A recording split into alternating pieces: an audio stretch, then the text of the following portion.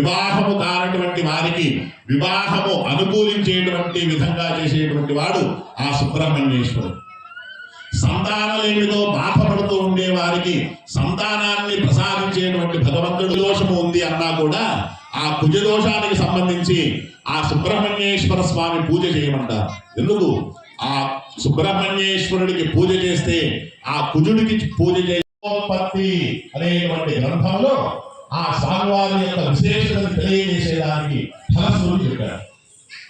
దాని వ్యాఖ్యానంలో ఫలశ్రుతి చెప్పారు. అందుకే చూడండి, శివ మహాపురాణంలో కొంత భాగమే ఉన్నారట.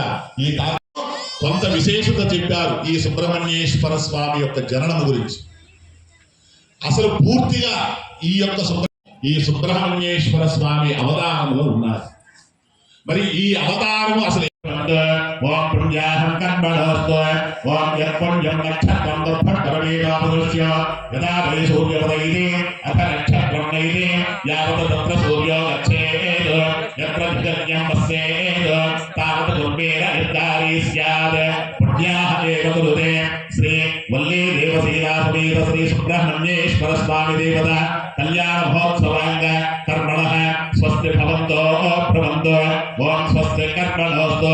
శ్రీ వల్లీ దేవసీలా సమేత శ్రీ సుబ్రహ్మణ్యేశ్వర స్వామి దేవత కళ్యాణ మహోత్సవాంగ కర్మణః